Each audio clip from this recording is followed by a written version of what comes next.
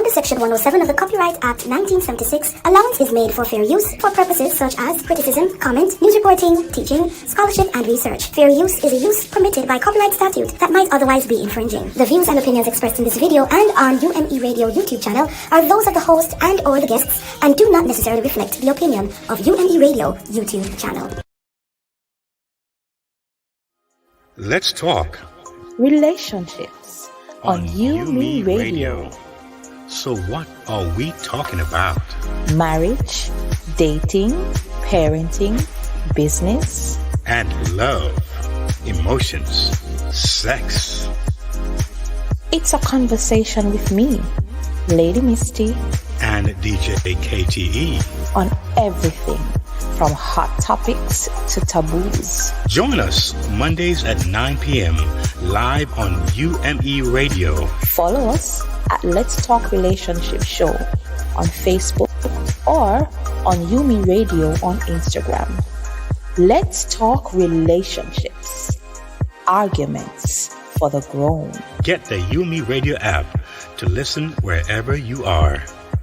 That is UME Radio, one word. UME Radio.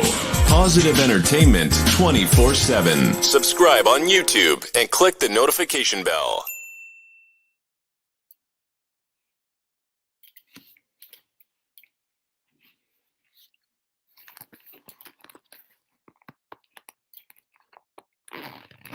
Welcome, welcome, welcome. Welcome to LTR, another show on Monday night. We're here again to have the conversation. Let's talk relationships. It's good to be here. This has been a very interesting week here in New York. We've seen a lot of interesting things happen.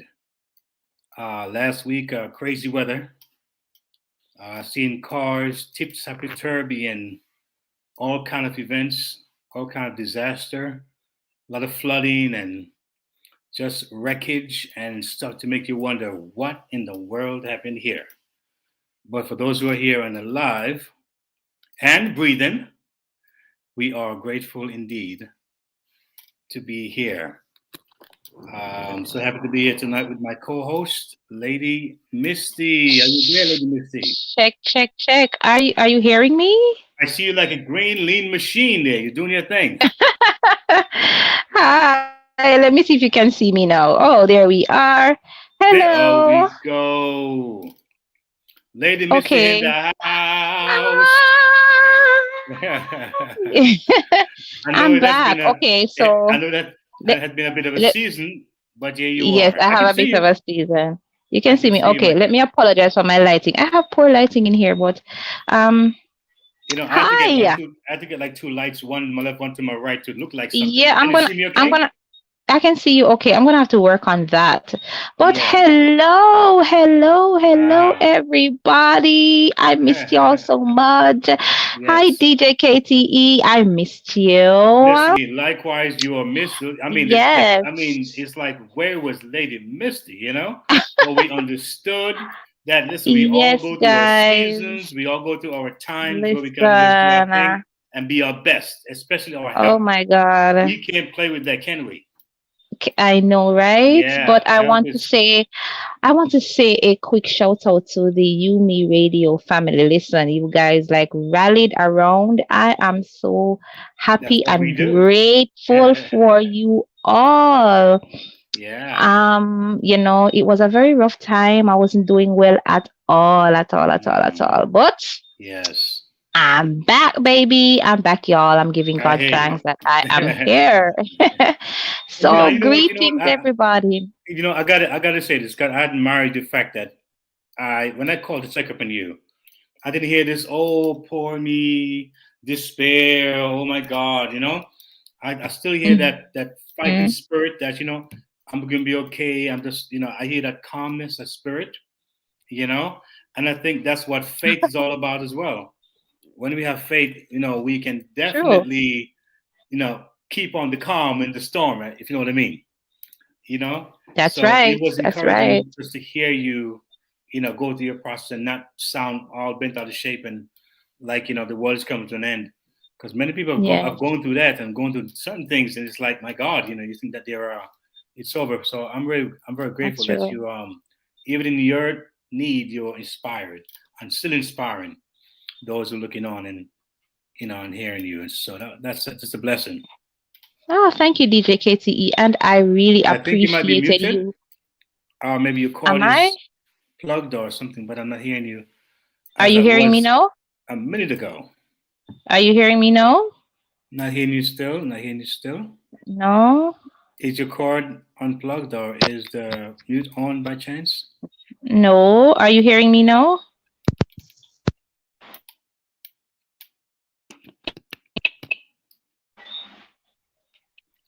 Say it again. Check, check, Yes, check. I'm Can you hear hearing you me now. now? Yes, wonderful. Okay. Great.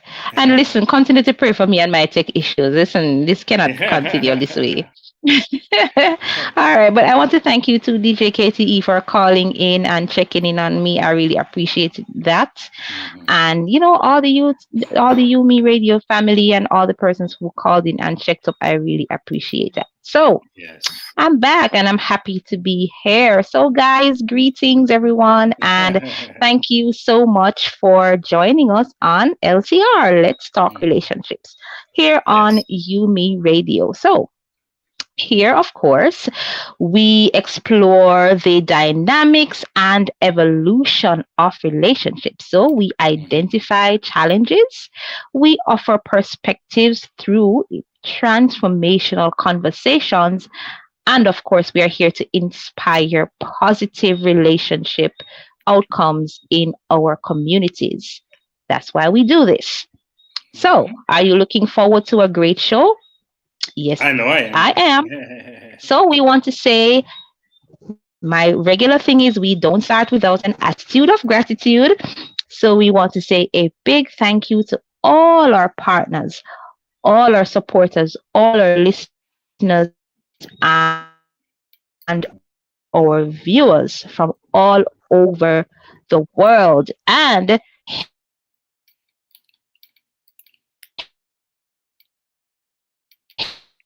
See,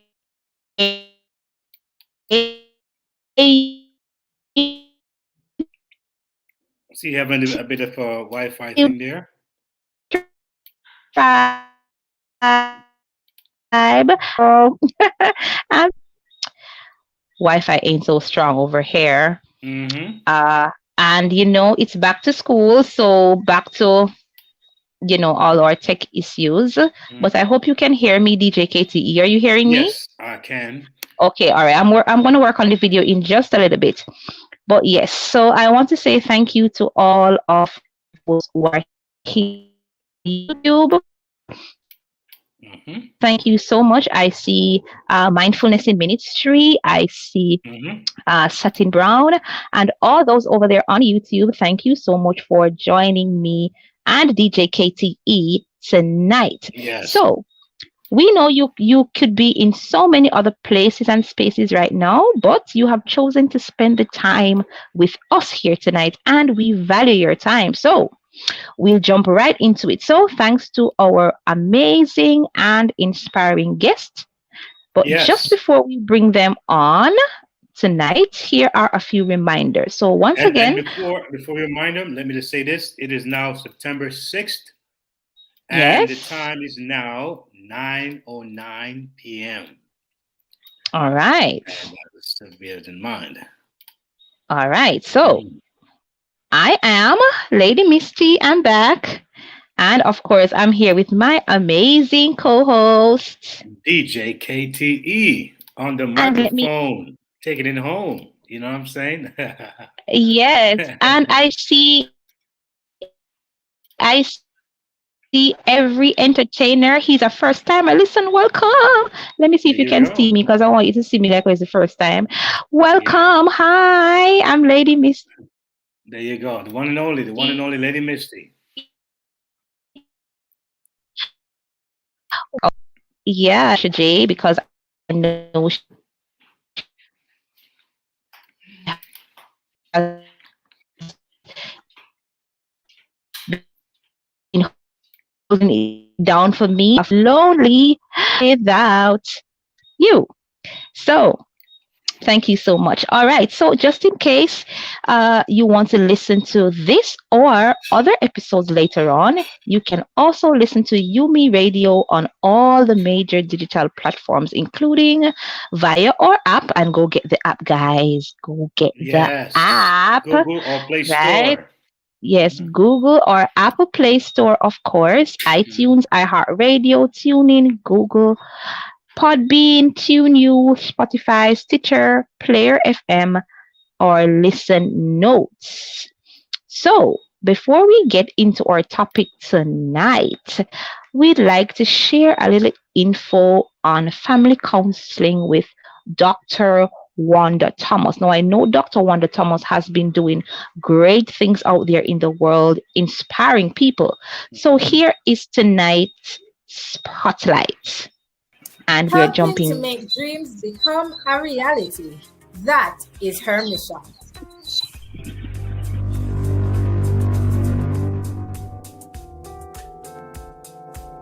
Today, we are here to introduce you to a phenomenal woman of God, an ordained minister, counselor, speaker, licensed wedding officiant, a certified chaplain.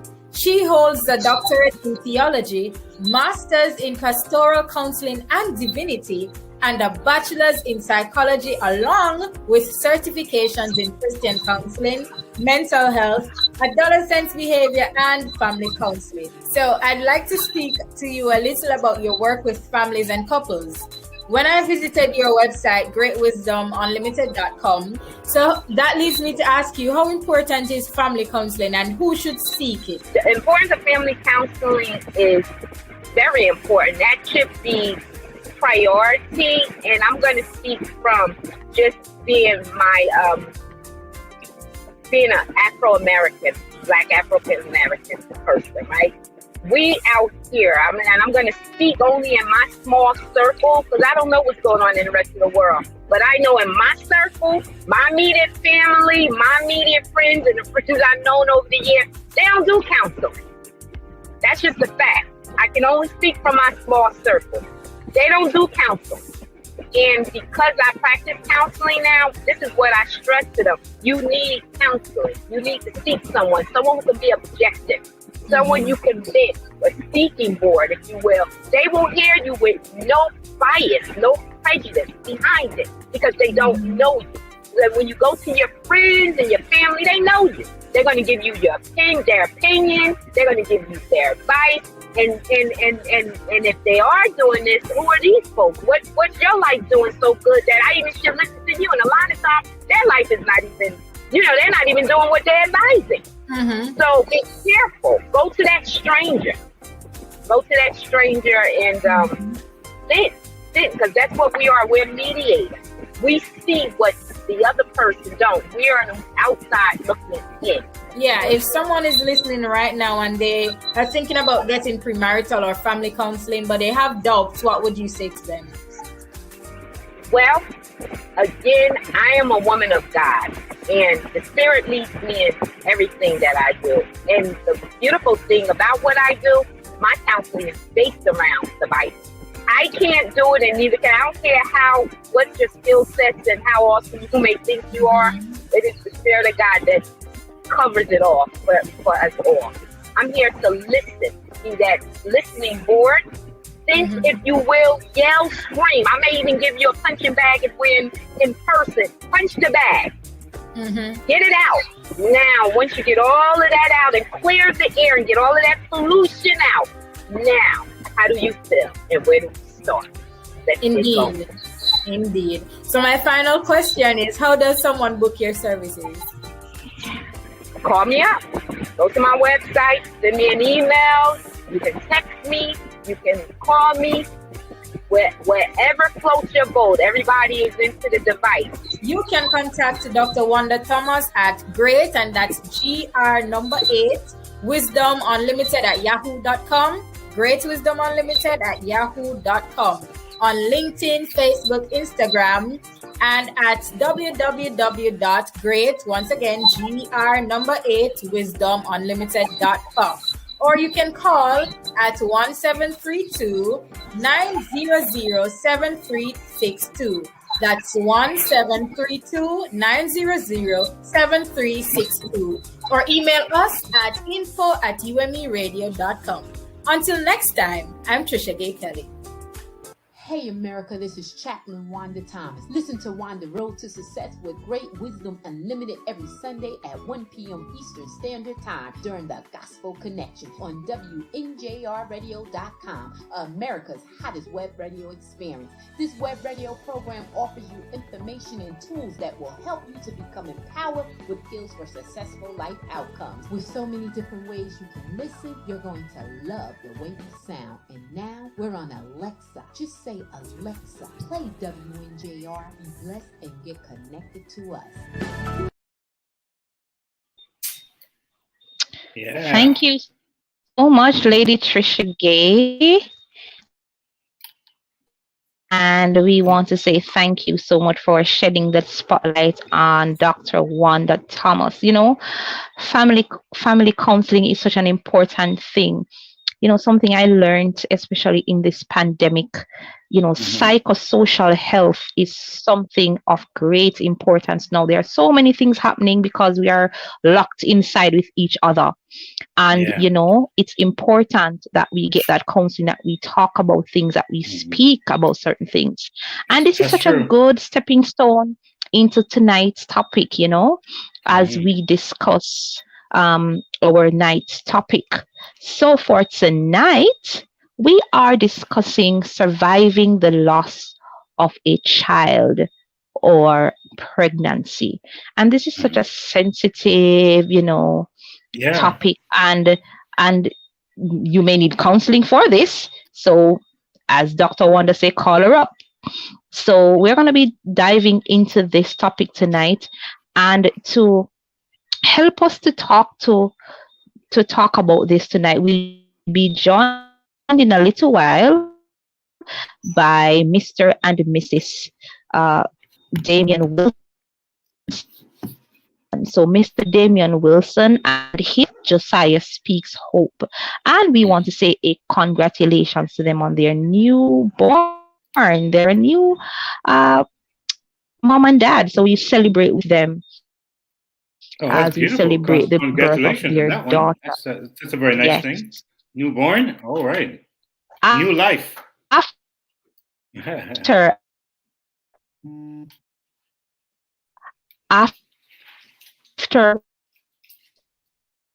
yeah, it looks like and this is after new life after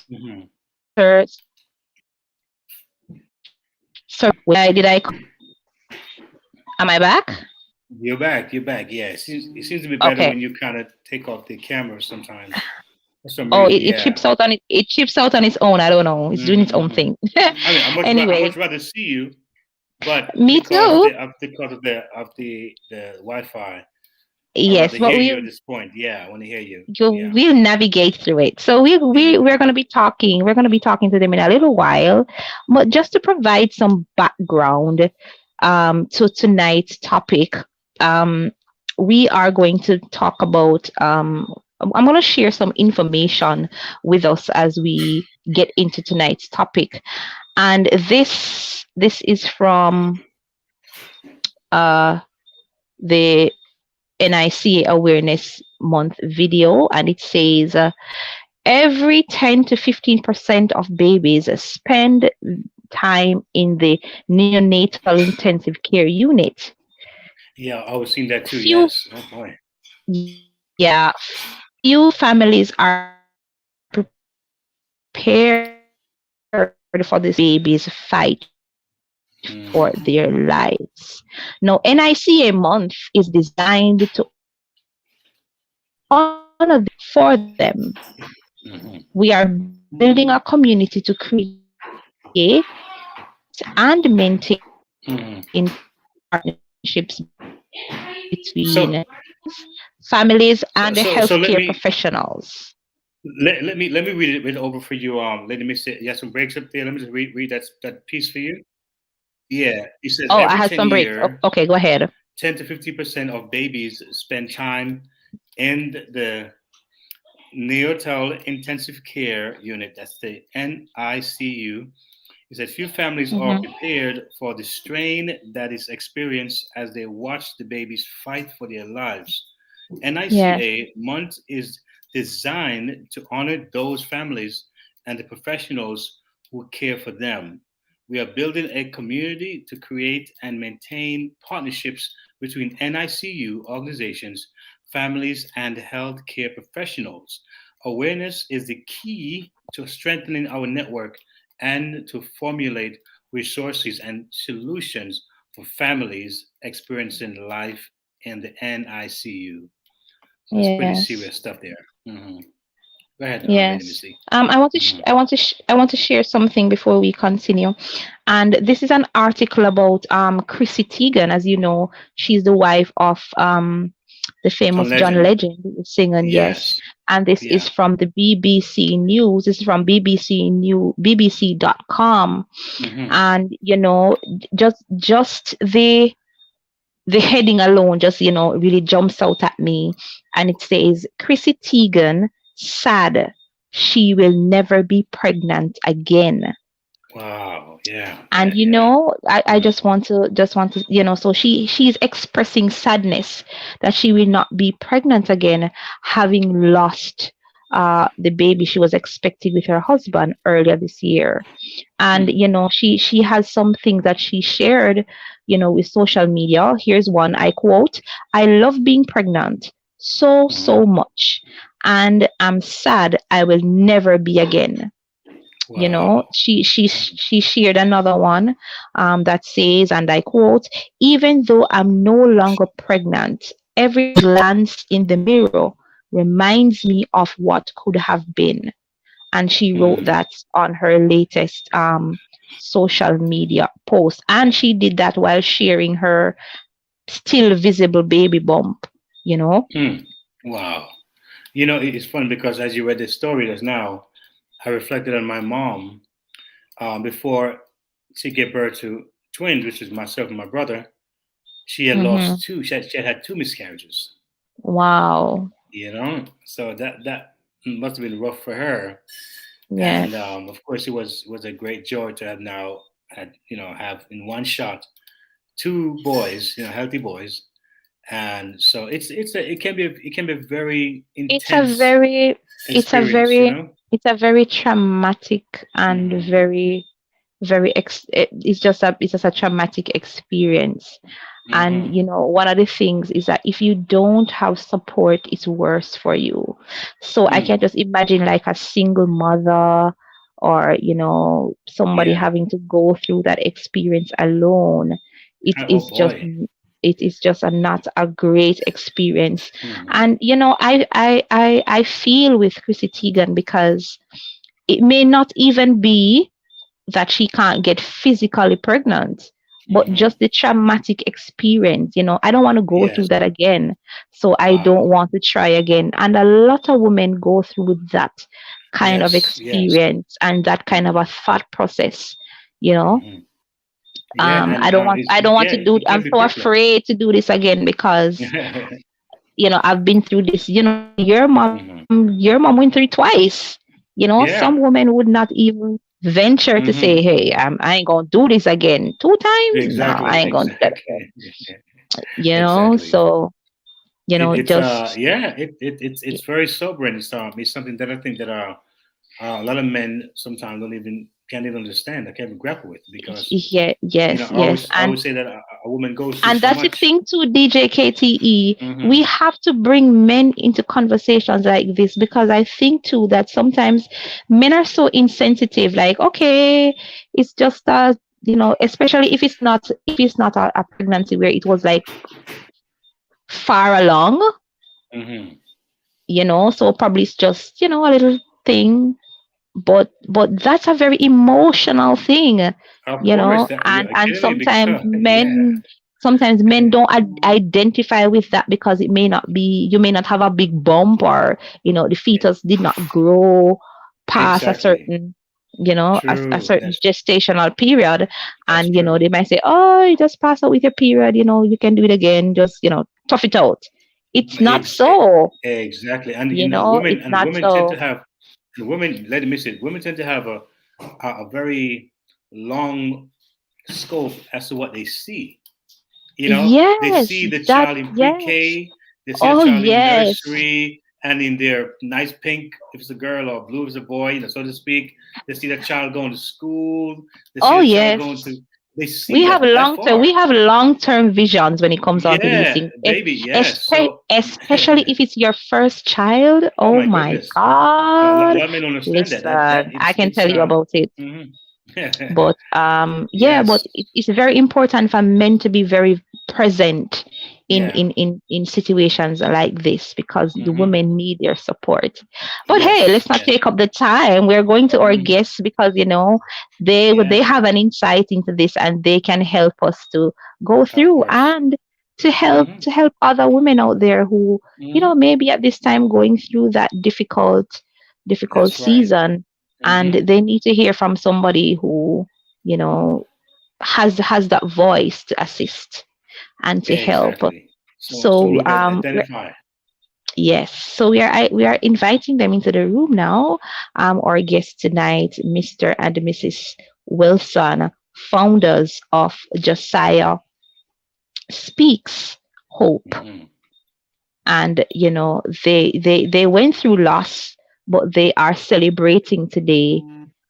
uh the birth of their newborn, and they have a foundation, and they have been doing great work in assisting women who have gone through this experience, Hmm. helping them to feel better about themselves, to get confident and try again. you Yeah. know they didn't give up, so they encourage us to not give up. So Hmm. while we await them once again, thank you for joining us on Let's Talk Relationships. I am Lady Misty. Let me apologize for you not seeing me, but you can stare at my beautiful picture There you go. And this in is the the DJ meantime. KTE. Yes. And matter of Yes. fact, we have another guest you want to introduce as well. Okay, go ahead. Go ahead. Go ahead, DJ. Yes. So the guest that we have um, that's coming up next is a very, very, very blessed couple. Sashana Josephs.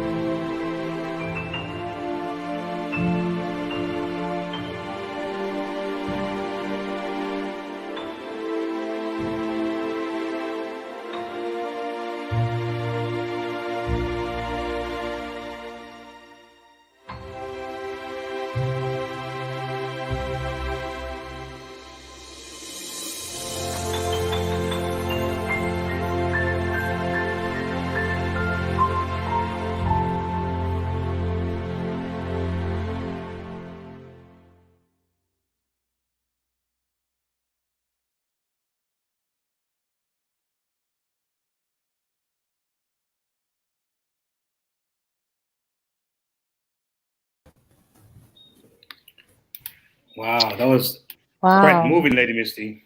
Yes, it was. It definitely was. So we have Yes. our guests in the room. We have Lady Sashana Joseph Spike, Yes. and Welcome. Welcome. welcome, welcome. And Yes. we also have Latoya Pinnick Wilson, aka Lati J. That's how I know her.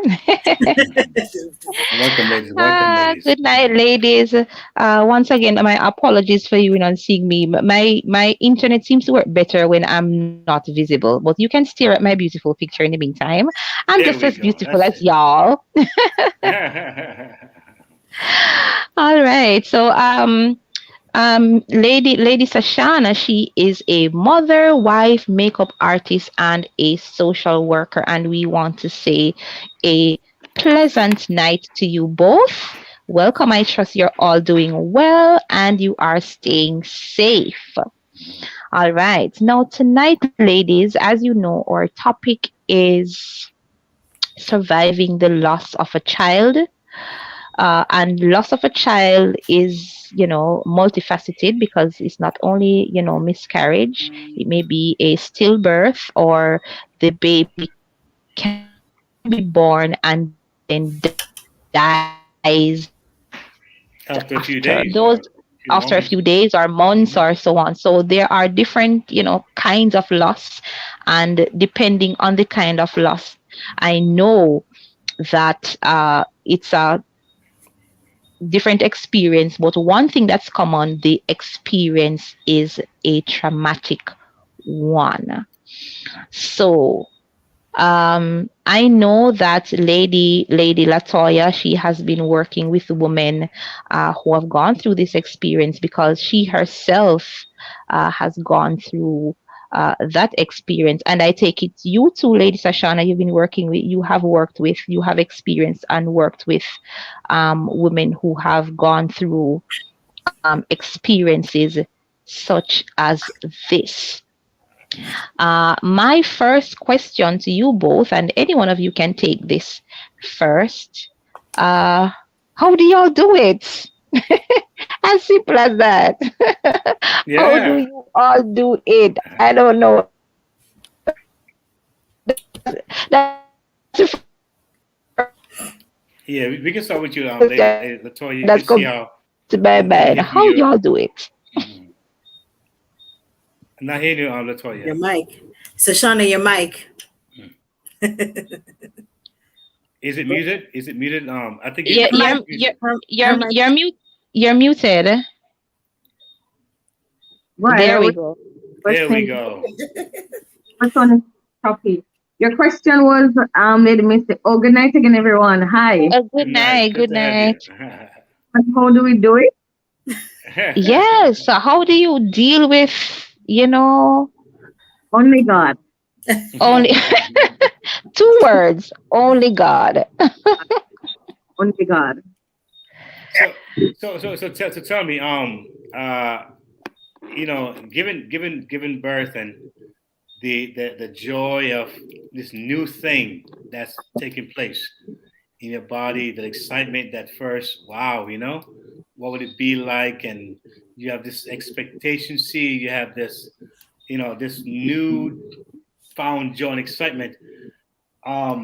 What was it, something that you knew was going to happen? Was it a surprise? Was it like a pending danger that you knew of, that was a possibility of the child losing the life, or was it something that caught you off by God? I mean, caught you off guard or surprised you? In other words, Is this question for me? well, for Anyone. both of you. So you would like to take this one, or you want me to go ahead? Go ahead, Sashana. Okay. Well, the answer to that question is no, definitely not. I lost it was during my second pregnancy because I had a child before. Yes. I was told by doctors that it would have been impossible for me to have children because I had so many complications. I had so many issues going on. Okay. And when I got pregnant with my first child, I had to do surgery, I had to be on treatment. It was just a procedure thing that I had to go through before Okay. it became possible. And I had I had no fears. I had no doubts. I didn't even have the thought of losing the child. And so when Jonathan came, it was just a blessing. So when I got pregnant with the second child, her name would have been Naomi Faye. Okay. I just expected the very same thing. We were going through the motions. The moment that I was pregnant, I connected with the child just as I did with my first pregnancy. Unfortunately, I felt something was just off. I was feeling a whole lot of pain. It would have been the 7th of February. I cannot forget it. The 7th of February. The 8th would have been my 4-year anniversary. And so to the hospital and did everything. Even when the doctor, she was there for a while and then she called a senior doctor to come and check because she couldn't see what she was looking for. I still didn't think about the possibility of my baby being dead. And that was wow. So I was waiting. But I remember the look on her face. When I tried to view the monitor, she wouldn't allow me to. And I was like, God, I'm not even going to think the worst because this can't. When she said, Mrs. Pike, Mr. Pike, fortunately, we are not getting a heartbeat. I just lost control. I see me smiling. That had to be, oh my goodness. But it's just, speaking about it, I'm just going back through the motions and everything. I lost total control of my body in that moment. And I couldn't connect to what you were saying. It didn't make sense to me. It was a few days before I felt my baby moving. So what are you saying that my baby is dead? It was hard. It was hard. It's funny to hear. And it doesn't. Was it the first, second? Was it the first, second, or third trimester? I was in the second trimester. Okay, got you. Oh, okay. But I was about to say that it doesn't even matter how like even if it's your first trimester and you're 5 weeks, 6 weeks, the more that you have lost that pregnancy, it's like you've lost something within you. You've lost because connection begins the moment you find out you're pregnant. To eat differently, you start to think differently, and again you start to think about preschool, kindergarten. You start to think about learning all of these things. The moment you. Latoya, you want to chime in here? I can jump in. Good night again, everyone. So Shauna is absolutely right. The moment you find out you're pregnant, everything changes. You start thinking about the future. As a woman, you start thinking about your diet. If you never used to eat properly, you start eat properly. You're going to start being protected of your child, what you're going to do, what you're not going to do to ensure a safe delivery. Ensure you and your baby are healthy. And again, my thing is, it doesn't matter how old your pregnancy is. The moment you conceive and you lose that child, your child died. You're going to have people in science going to tell you not until the fetus becomes this amount or this amount of weeks. That's not true. The moment you connect with that, with that expectation, the expectation of having a child, you're a mother. And why pregnancy loss is so hard, it's that you have no control over what is happening to you as an individual. No matter what you were told before, whether you were told that, hey, you can't have children, or yes, you can have children, or it's okay to have children.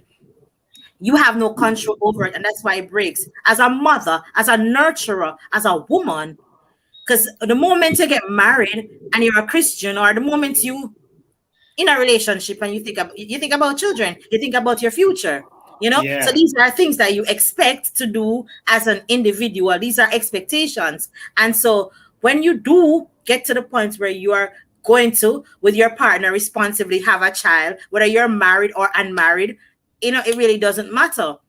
The pain comes about when you lose that child, whether it be, because there's so many different types of pregnancy loss, it's not just one or two. It's just that among Black women, the common ones are miscarriage, stillbirth, infant sudden death. Those are the three highest common amongst Black women. But there are so many. There are the ectopic pregnancy.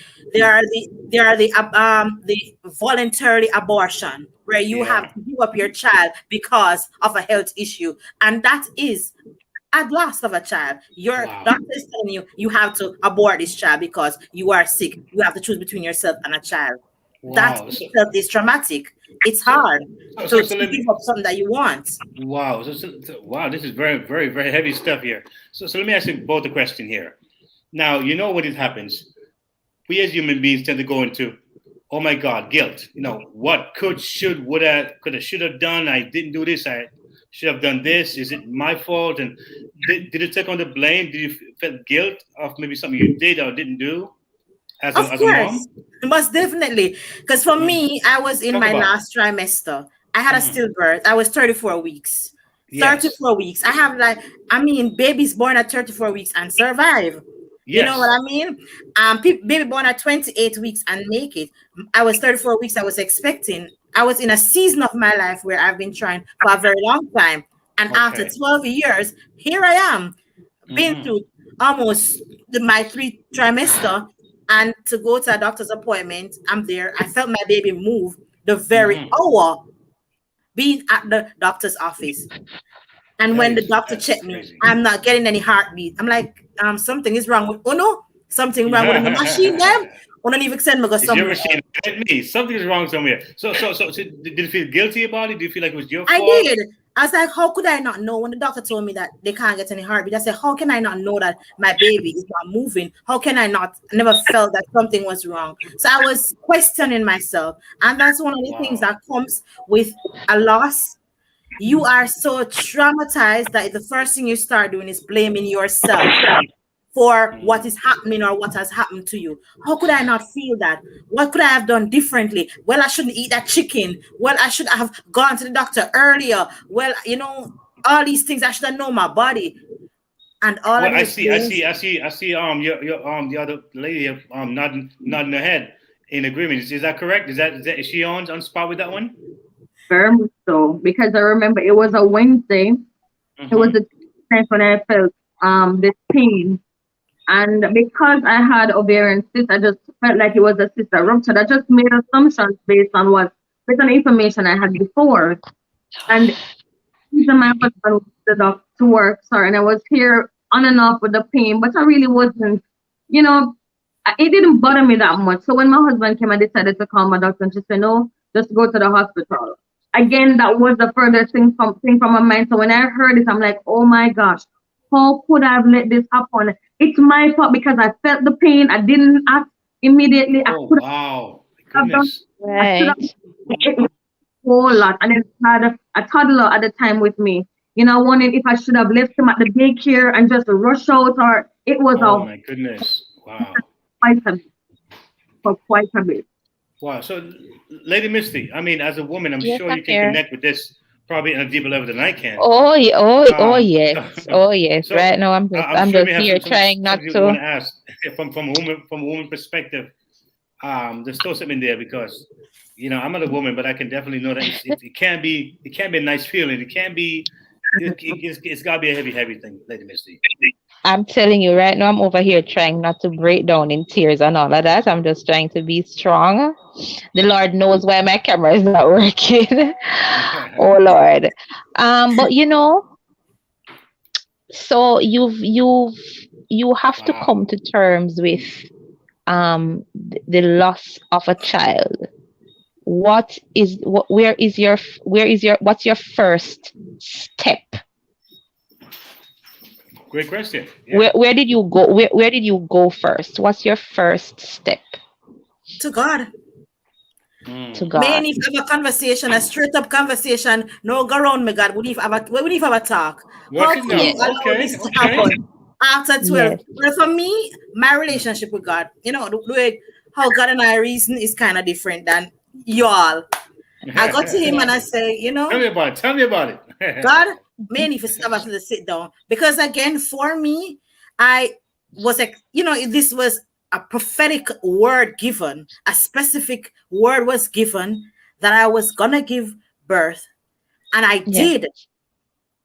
So for me, it was a wrestle between me and God, because no, God, you see, all them church people that them a liar. Because this woman tell me Ray, or this man tell me Ray, and you see what happened. So I started. I put the blame on myself and I started blaming others. But then I went to God. That was the first place. God and I had a conversation. He assured me that he's going to take care of me. I had to stand on my faith. It was hard. I felt for a while, I was just floating through. I was just going through the motion. And then I was just going through. I would be triggered by everything and anything. So it was a very hard time. But one of the most important things is when things like these happen, we need the right kind of support. The positive support, not the ones that would come and say things to us or cause us to feel worse than. A lot of times people say some things and they say the dumbest things, but again they're trying to help. They will say, True. There's no other child that can replace that one that has been lost. That's the first thing. Right. That's true. And second of all, if you have nothing to say, or if you don't know what to say, just be there for me. I can tell you during my time, I just want you to be there. I remember, so Shauna had her loss before me, so she was someone I could reach out to. And because I had no words, I didn't know what to say. I would get on the phone and I would just break down. And a lot of people in my circle know me as the strong one. And I would just bawl. And I had no words. And she would sit there on the phone and just listen to me cry. She didn't have much to say, but she would just listen to me cry. And when I'm done crying, sometime, depending on how the Holy Spirit leads, she would pray. She would sing a song. She would say nothing. And she would say, "You're okay. Call me back when you feel a little better." And that is what you need, the right kind of support. There is no one fix for the situation. So, as you go day by day, because it's a journey that you will get on. And when you get on that journey, you evolve. You find yourself. Some people, they get closer to the Lord. Some pull away. It depends. Some relationships are destroyed. Some marriages are destroyed because of this. Some other relationships that are not matrimonial, they just move away. Some friends stop talking to you because they don't know what to say. They don't want to hurt you. They don't want to offend you. But again, it's okay. You just need a few amount of people to support you as you go through, because this is a lifetime thing. Not because I have a newborn, I forget about my loss. No. Yes. I'm celebrating because I'm at a new level. I'm at a next place. But as you go along, as you journey on to life, you will remember, you will reflect. You do things differently. Naturally. When you want to try again, you do things differently from the way you did it before. Some examination take place. What am I going to do now? For me, there was a lot of things that I had to do differently. I wanted a different in OBG where I could have a conversation.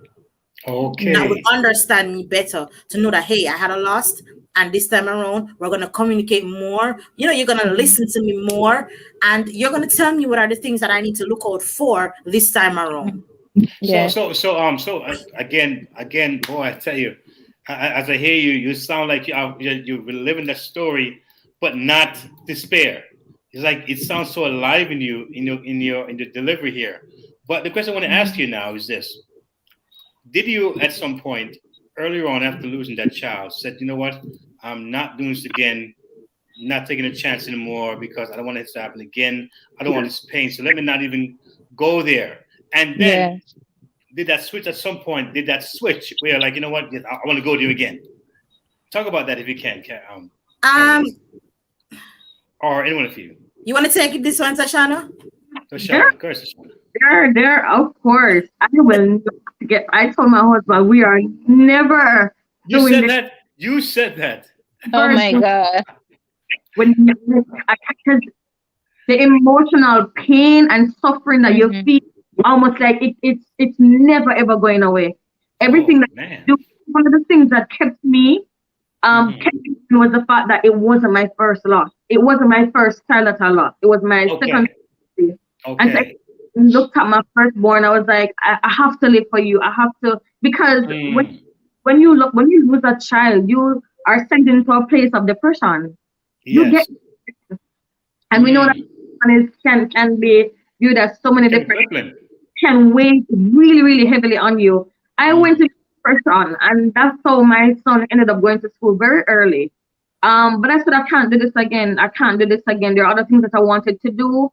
Just trying to bury myself in work and being active and productive, so I don't have to think about. I can definitely relate to that. Burying yourself in work. Yeah. Wow. Didn't work. I had to face it. One of the things, Lady Misty. I like that. I like that. Yes. Please, the point you make a while ago, I had to face it. Please expound on that. Sure. Because when I came home from the hospital, because after finding out that the baby died, and I had to come home with my belly and looking at my belly and knowing that the baby is inside of my belly dead. This is on my. Man. I remember being in the bathroom and I held on because I had no words. I had no words, and I was mad at God. Oh man, that is heavy. Because the word that I heard when I got pregnant with Naomi was that this is a promised child. And the reason for that word was because it was so hard for me to conceive because I had endometriosis. Right. If you name it, I had everything that said no to pregnancy.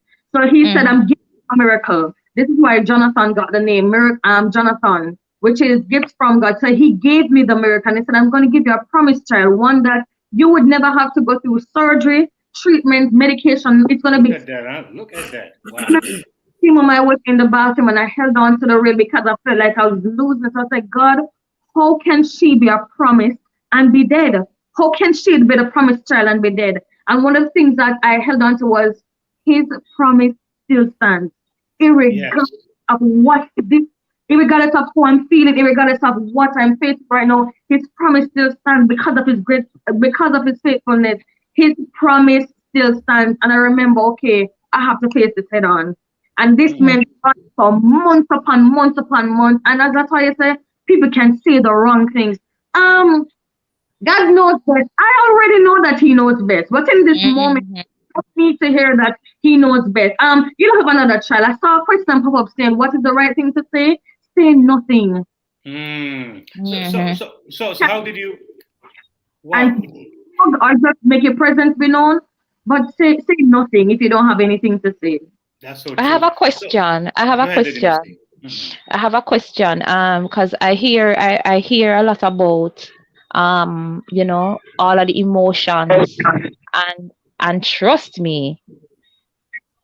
Let me see. Can you guys hear me? Yeah, we can hear you, sweetie. Okay, great. And trust me, you see that burying yourself in work something? Yeah. Oh, yeah. Okay. I'm right there. Right there. Keep busy.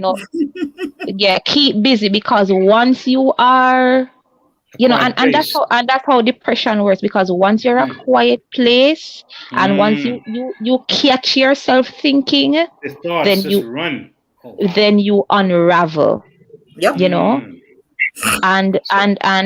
And facing it. But I have a question, because DJ KTE and I were just having a little banter before the discussion started. And how important, I know you're both married, you both have partners. How important is it for the partners to be present during a time like this?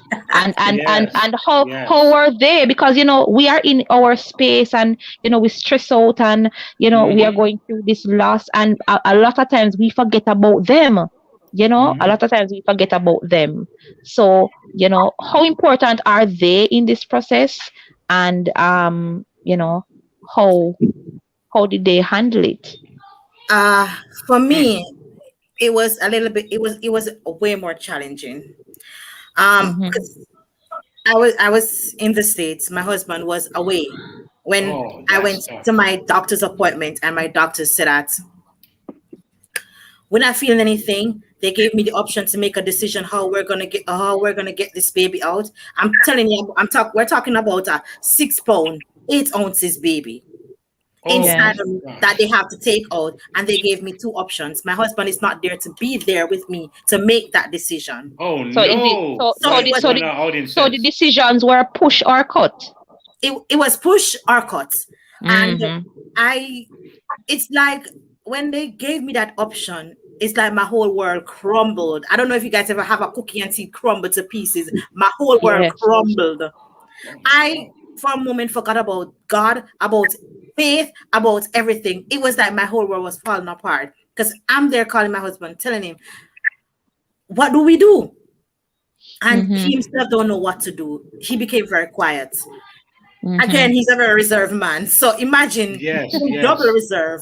Yes. And he was out of words. No words. Oh my goodness. He said, well, you have to get the wisest decision. I made the wisest decision for me, and I took the cut, and I had my baby, and I held my baby. I wish he was there to hold the baby too. I looked at my baby and all of that, and that helped to bring some form of healing when the time came. Closure, yeah. My husband being there, after that, he came and he joined me, and together we mourned. That is, at first, he was the macho man, and and every minute, every second, I need me a ball. I don't know why. Sometimes I cry, plus a ball. He was the macho man, and he was there. He was very, protective. He was very supportive. He was there. He held on the fort. And that's good. One day I just break, and I said to him, "So why you not ball? Why sitting around with you? What kind of heart to have?" Listen, the man was dying inside. He was dying because he had expectations for his son. Yeah, he had plans, and he had to keep it together. He started crying. He said, I might be looking strong right now, but I'm holding it together for you. And we have an older son. So he had to be the strong one for both of us. Gotcha. It was very hard, but yet still, he held it together. We went through our grieving process. We grieve differently. That's the first and foremost that I should have said. Men grieve completely different from women. We will bawl and we will carry on and we will tell every other person. That's true. But the men, they will quietly go in the closet and they will cry. That's true. Oh, yeah, you won't. Yeah, we out of the way. If they have the right kind of people that are positive, again, to support them can go punch to something down, go scream, whatever. I don't know what he did at the time, but he had the right kind of people around him to help him. Him go play 2 ball, kick 2 steam, then sit down and talk to somebody. He did his thing. He got his kind of counseling different from I did. That was good. But the one thing was that we were there for each other. We were there, and our faith made it possible. Our faith, we believed in God, and together we prayed. There were moments like he would say, "Lati, pray," and I'm like, "No, you go ahead," because there were no words. I have no words. I don't know what to say to God until gradually, like Shoshana said, she had that one thing that God told her that His promises still stand. The song kept repeating to me. I remember I was feeling so done, and a friend of mine sent me a song, and the song was "He Write My Story." And I sang the song so many times. And I said, God, if you write my story, I trust you to bring some level of peace. I need peace. I wasn't even thinking about the healing. I was just thinking about the peace in my mind, because I'm looking at the clothes, I'm looking at the car seat, I'm looking at the stroller, I'm looking at the crib, I'm looking at all those things. It took me a year later to start giving away the stuff, because even though I was broken and I was hurt, I was still hoping that one day I'm gonna try again. So I'm just gonna hold on to these things, and I'll feel satisfied. But together, we were there. We supported each other. So in my down moments, he was there. In his up moments, he was there. There are moments when he smiled, and I felt good. Because he's not a talkative type. I had someone that I was seeing that was giving me counseling, and I worried about him sometimes because I was like, "Yo, you can come with me now." He's like, "No, Mama, good." But I respected the fact that he grieved differently, Right. And I had to accept that, because that's one of the things you have to accept, that men do things differently from They women. do things differently. But if you beat up yourself and say, "Oh, I'm not crying, oh, I'm not do this," and everybody has their own way, every relationship have their own way of dealing with stuff. But for us, we decided that we were going to work it through together. We were going to fight through it to the end. You know, we were going to heal together. And we did that. And we are still doing that. Because there are moments, and I would say, "Babe, you know, today is Josiah would have been this age." And he'd be like, "I know." And give me a smile. So I know he has not forgotten him, just the same that I would think about him. And I just wanted to chime in with. Okay, so Shana, was it the same for you? Not well, kind of. As I was saying, I wanted to chime in here. I remember when we were in the room at the hospital and the doctor said it. My husband is the macho man, right? And emotional as persons maybe. So when it was the second time I've ever seen my husband cried, and we've been married for 7 years, going on 8 right now. First time I heard my husband bawl, like talking to my stomach, telling the baby to come back, that this is daddy talking to you. I remember how heartbroken I was. I mean, he said, "Baby Naomi, it's daddy here. Daddy's here. Daddy's speaking to you. It's okay. Just come back. Just move from." I mean, it was so emotional. It was epic. Really, really epic. When we came home, we mourned. But Sean wasn't mourning as much as I was mourning, and it was frustrating to me. I tell you, when you have a pregnancy loss and you're married or even have in a relationship, I understand why people would divorce or separate, because we can't understand why is it you're not feeling as much. Disparity. Yeah, the disparity. It was a lot. When I told my husband, it was like, because I have to be strong for you, I had to be. But I tell you something, based on my experience, I would encourage any father, any husband out there who is going through pregnancy loss with their wives or spouse or whoever it may be, let them step up emotions. Cry together. We need that as women. We need that. As we have the emotional bond with the child, instead of for someone to know that it's no longer there and you're just going to, cry with me. Be strong, but cry when in the time where I feel low, in the time where I feel like I need a hug. I need to see tears sometimes to show, because tears show strength as well. It's not just being a macho man. And so it is very, very, very important for the spouses to be in tune. It's really important to show up emotionally. But I would say this, because I married a dad. I'm married. I have a dad, and I'm married. I have a dad who didn't show emotions at all. Very rarely show emotions. And I remember the first time I see my father cry was when he lost his dad. I saw one teardrop, just like one, digga one. I would say. I said, "Well, my dad cried," But I think it's important that as men do show connection with their wives, and they show that they're with them, be it tears or comfort. I think there's something that we just can't touch when it comes to a woman having that inner. I agree. That attachment to that child. There's something that we can't cross that line. And so with every man, of course, you're gonna get a different expression.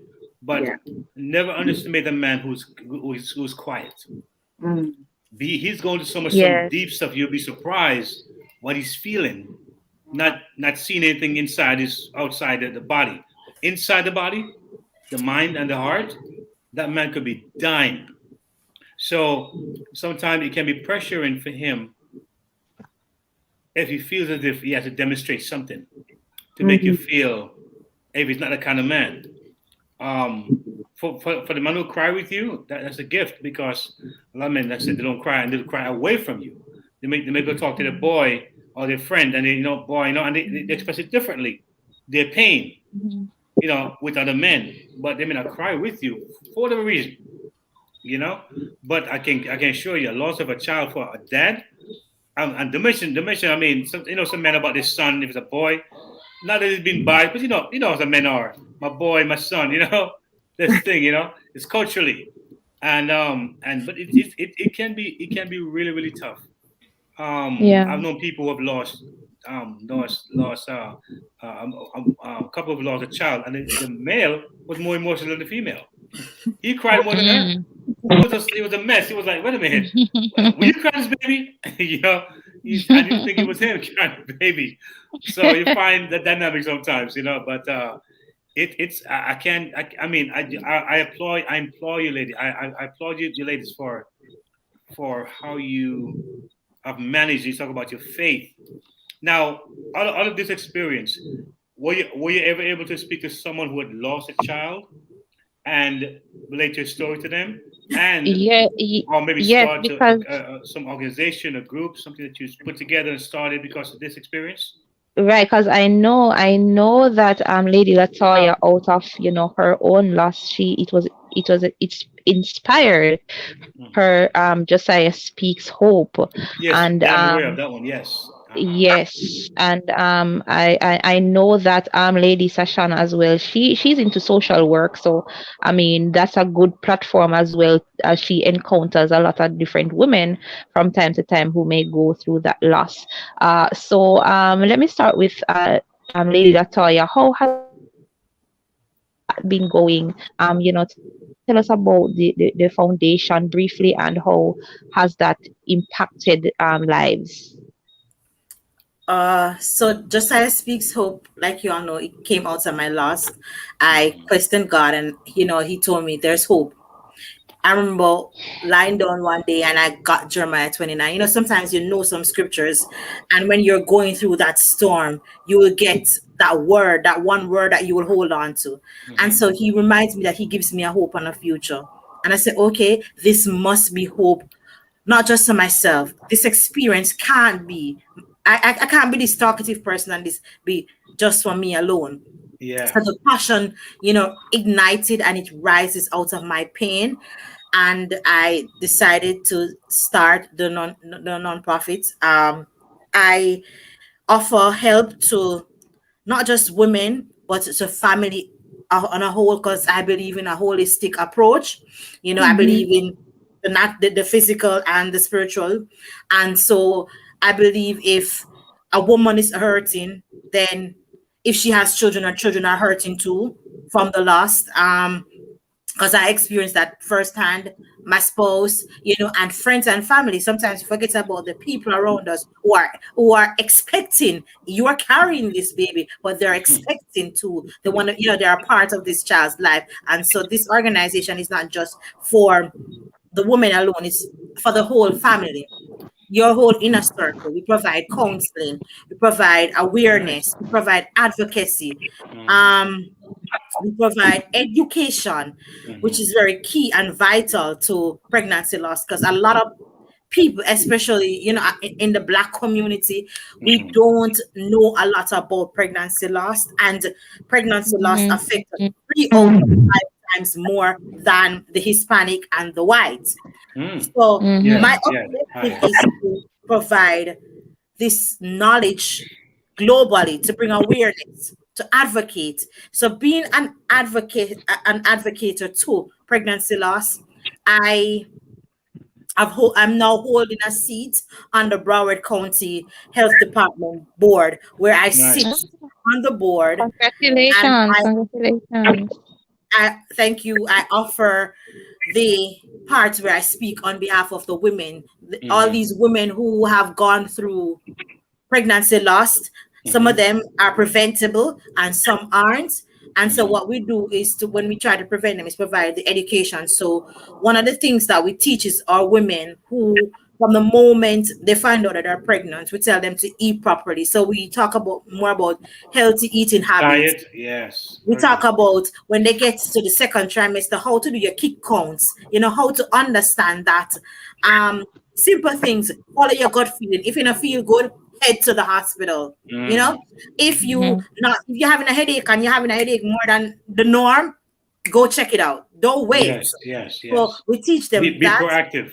Be proactive. We provide what we call a doula service. So if you are a first-time mom or a regular mom and you want somebody to advocate for you, meaning if you go to the hospital and you feel like these doctors are not paying you any attention, this is where the doula mom come in. I am now a professional doula mom, so I can stand in the capacity and say, listen, my patient or this mother is having a problem with this injection that you want to give. Is there another method of helping her? Or what can this mother get? Yeah. So I advocate on their behalf.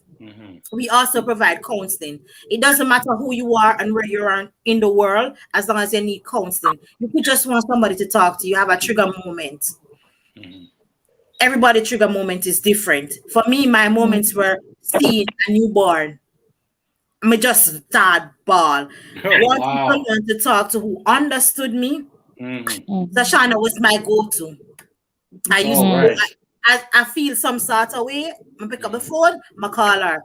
You know, I just saw somebody a while ago. So that community was so important. That having that kind of support helps you to heal. Right. Yes. And there's so much different other organizations that are out there on social media. One of the groups that I have become a part of, it's called Sisters in Loss. It's a Black woman. She is a Christian. She have gone through 4 different pregnancy loss.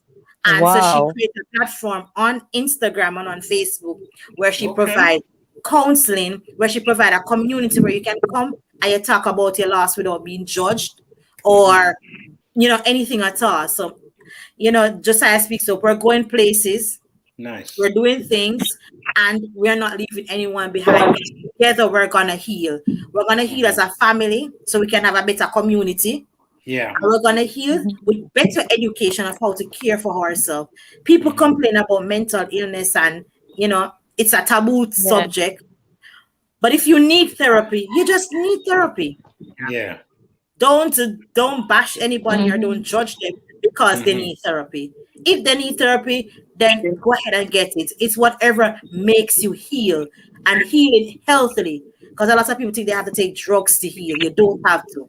That's another method that I don't bash either, but it's also good. Each his own. And we're here to support each other in growing and evolving and becoming healthy for every relationship that they are in. Oh, we have it that says, I don't know why it's a taboo. It is. Even pregnancy. Nobody wants to talk about pregnancy, losing a baby. Taboo. After I went through pregnancy loss, I then found out it wasn't just me. And this is the importance of having, it is so important to have a community that shares these things. Because when you don't and you experience things, it's going to be as though it's unique to just you. It's after pregnancy loss, I realized that pregnancy loss, it wasn't unique to me. But it is so taboo. Nobody wants to talk about it. Nobody wants to talk about it. Having gone through that, though, I have been on 3 platforms. I think YouTube, thanks to Latoya, where I was able to come and share my story, and from that, so many persons reached out to me. I was able to do it again on Spill the Tea. That's a couple's YouTube channel. To a couple pastors, where they talk about surviving pregnancy loss or miscarriages. And I am still speaking with somebody right now, counseling persons where they've gone through it for the past 3 years and they're still struggling. Especially when the birthdays come, like last month on the 30th of October, my princess would have been 3 years old, and I smile. I smile because I'm at peace with that now, and it takes a very long time to get to this place. But I'm telling you, it is important when you have a community. It helps the healing process. Really, really important. So I stand in the gap. Like anybody, I have somebody who has lost a baby. Can you assist them home? Like I believe. I mean, in the time, you're not going to look at it as though I went through this for someone else. Like God would have allowed me to go through this, to go through the experience so that effectively counsel and be there to support someone else. But having gone through it, and not just going through it, but you have healed and been brought to a place where you have not just survived, but you are living again. Because I've had my rainbow baby. He's going to be this month. And to God be the glory. It took me some time to get to that place. Mentally prepared to have another child. But I did. And as Latoya said, it makes you do things differently, how you would go and make announcements, how you speak to the doctor, what the things you would have eaten. If your gut feeling says X, you just do accordingly. And I mean, it really, really equipped me to, I'll just stand in the gap, man. You want me to listen, you just call me. Somebody has a prayer. Oh, I am available. I mean, it's not something good. I'm not smiling because having a pregnancy loss is good, but I'm smiling because I am able to stand, not just having an idea of what they're going through, but having the experience because I've already gone through it, and I am able to help because of my experience. That's one of the most amazing things that I can truly say that God has allowed me to experience. My pregnancy loss, so that I can then be here for someone else who have no idea what they're about to come upon, who has no idea how to survive, how to cope, how to even be able to function again in society. Because I'm telling you, I've encountered persons who have left their jobs, not working anymore, home, in depression for years upon years upon years. Just the faith, which was on Saturday, I believe. One of the persons that I'm counseling or that I'm meeting with, her son would have been 3 years old on that day. And I tell you, I have things to do, but I video call too. Because I can be a very, very goofy. Me, I am of the party with Jesus, right? So I call her, we chat. And we talk about food, and we talk about for belly now, God, and I'm telling you, it took her mind. I'm not trying to eliminate it. We talked about the baby. We said, okay, let us just acknowledge that he was here for his first short time, and he's no longer here, but he would have been 3. But please be encouraged to know that he's at a better place. And we talk, and we talk, and we talk. And I say these things to her no, because it has been over a year since we've been corresponding with her. And so it is important to build relationships too with persons before you just get up and say things. You would have to get a chance to know who they are. And we talked, and after we talked about the child, we went on to a different topic, and we talked about and she left the phone, left the conversation feeling really, really good. And I felt good. I was like, God, I lost Naomi so that I can be a channel of change, so that I can be able to stand in the gap with somebody, so that I can be able to help to bring healing in the soul to somebody who really, really needs it, to be able to function again in society and to be able to heal themselves, to function again for their family. And so let me ask a question now. As a counselor, I'm also an advocate. Is there more than a years one should grieve? Is it a lifetime of grievement, or do you encourage one to if a lady comes over 20 years and grieving the loss of a child 20 years ago, would you set encourage us to kind of switch that mode, or is it a lifetime thing? Is it a lifetime sentence, so to speak, as far as grieving is concerned? Or what do you say to that? The truth is, we all grieve differently. And so I lost my baby the 8th of February, and within that same year, 2008, I conceived the December, right? For some people, it may take them 5 years, 6 years before they even think about that. And so I don't, as a counselor, my job is not to try to force somebody to say, oh no, okay, it's been 5 years, it's been 6 months, let's get over it. But you have to just, in a creative way though, because grieving for so long, I don't think it's healthy. Right. It's not healthy. And so you'd have to incorporate healthier choices, healthier methods and stuff, and allow them to think, because it's not something that you can do for them. They have to point to the place where they see the importance of not letting go in the sense that they're going to forget about the baby, but letting go the grief, because time that is really healthy. Okay. Right. And Tashana is absolutely correct. There is no prescribed time. And again, this is where the healthy relationship comes in with the counselor or the therapist, where creative methods are put in place between the counselor and the person. And so, you work through it together. You try to bring about hope in, like she said, have them think about hope. So, okay, I like to say, in my case, 2 years later, I conceived. And in conceiving, it was in the early stage of my first trimester, it was very challenging, challenging. So with the trigger moments, and I had to relive a lot of things. I had to go back to the same hospital. You know, that's where I see my doctor, because I had a special doctor.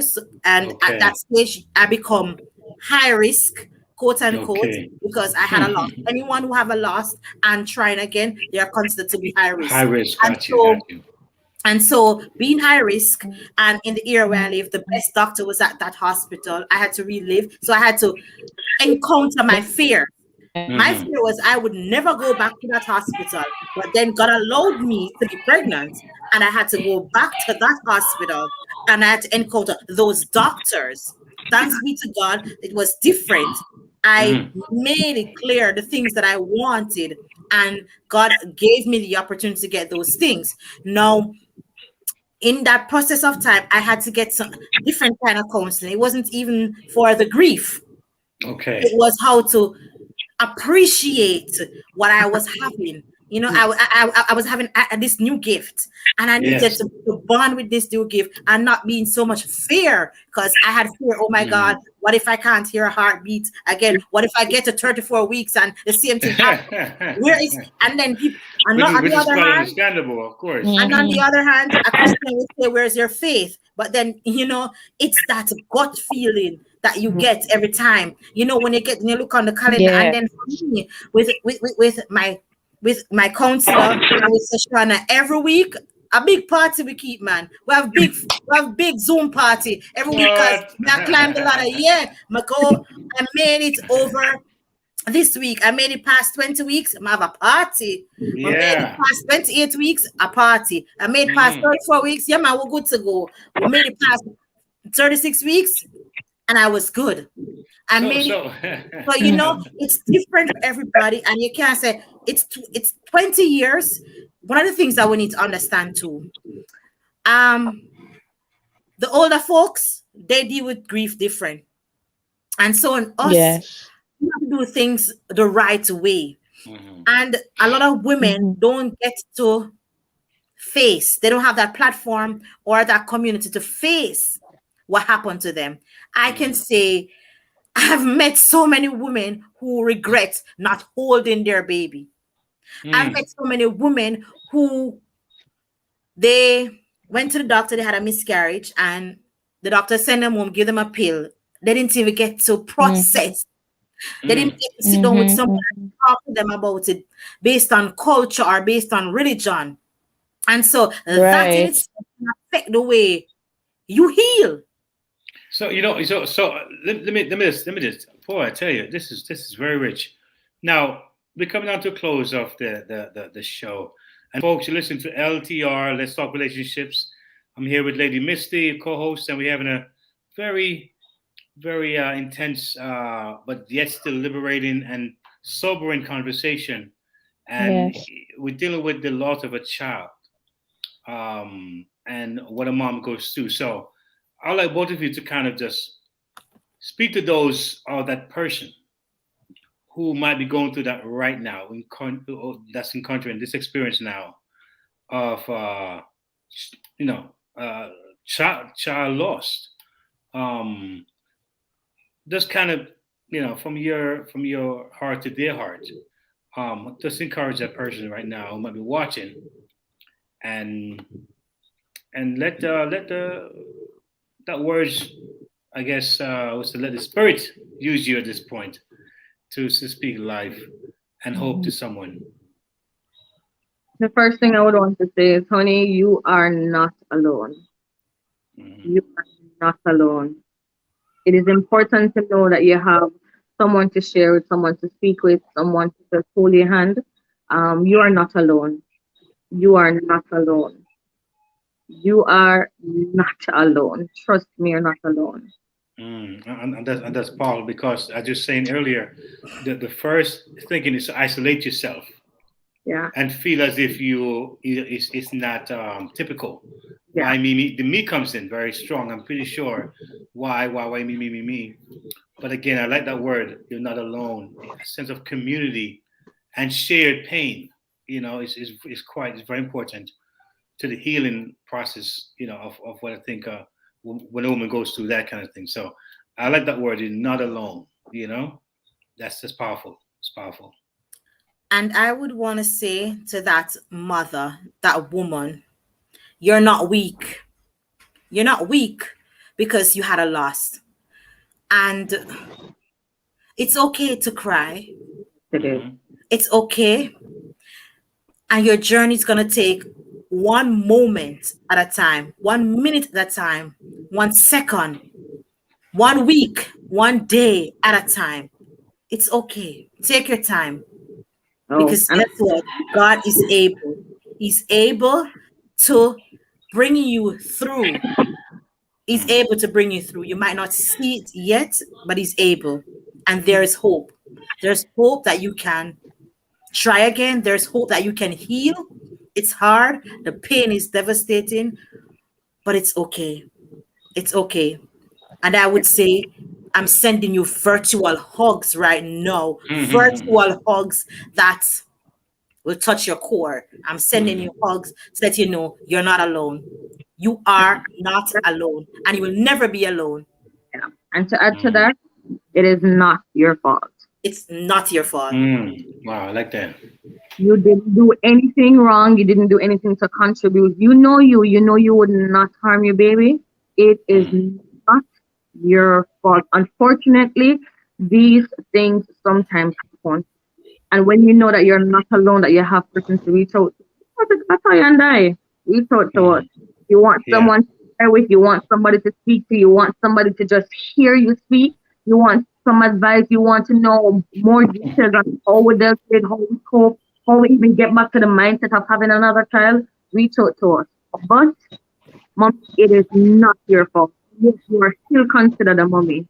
Once you have conceived and you have connection, you are still a mommy. You are a mommy, and it is not your fault. To my angel moms. Yeah. My angel moms. Oh, thumbs up. Oh, yeah. Angel moms. Thumbs up. Lady Misty, it's pretty interesting night here. I am just yes, it's a pretty heavy night for me, but thank you so much, ladies, for sharing your story. Thank you so much for being so open, so transparent, so real, and of course for giving such an encouraging word. I like that angel moms, your mom of angels. I love that, and just saying that you are not alone, you are strong. Just want to let everyone out know that this is the reason why we have shows like this. Yes. This show provides an avenue where we can explore things, we bring things to light, and of course we assist you in any way we can. So ladies, thank you so much. Lady Latoya, can you just share with us your details, how to get in contact with you? Okay, so I'm on Facebook at Lady Latoya, and I'm also Josiah Speaks Up on Facebook, Instagram, and YouTube. My number is 786-704-3550.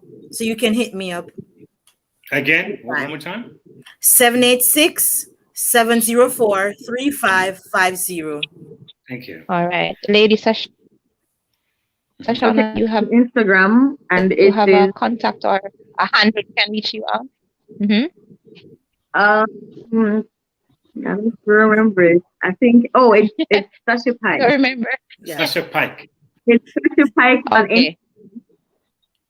Instagram. Okay. You said Sasha Pike's on Instagram? On Instagram, that's correct. Yes, okay. I mean, that's why. Am I correct? Yes, Sasha Pike on Instagram. Hit her up. She will respond to you anytime. Yes. Just sit her up and she will get back to you for sure. Nice. Well, again, All right. wow. Thank you. Go ahead, Lady Misty. Thank you so much, ladies. Thank you.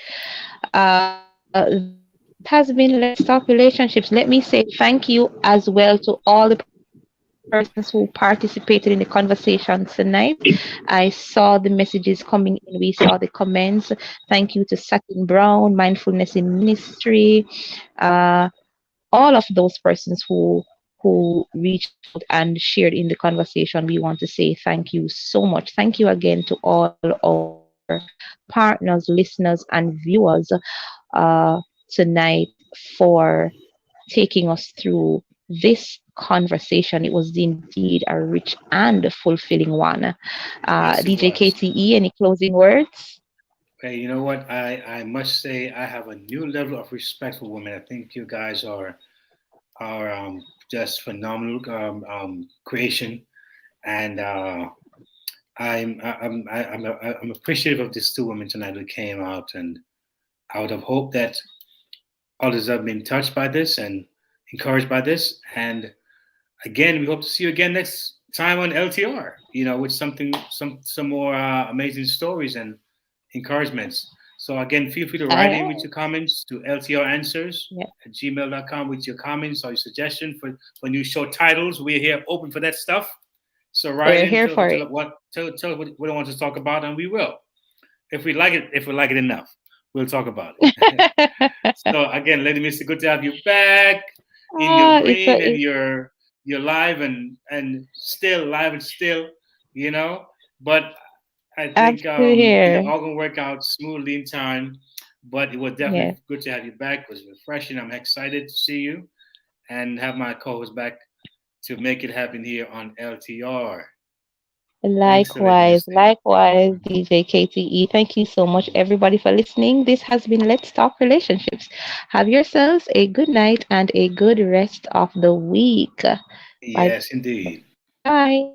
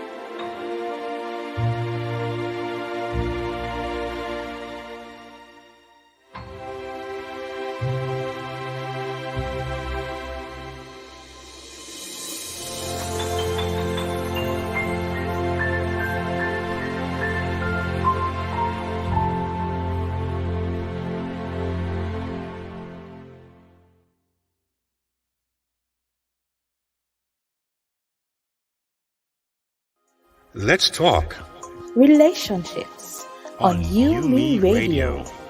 So what are we talking about? Marriage, dating, parenting, business, and love, emotions, sex. It's a conversation with me, Lady Misty, and DJ KTE on everything from hot topics to taboos. Join us Mondays at 9 p.m.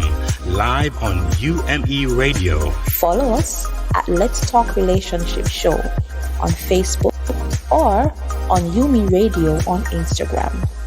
Let's talk relationships, arguments for the grown. Get the UMEradio app to listen wherever you are.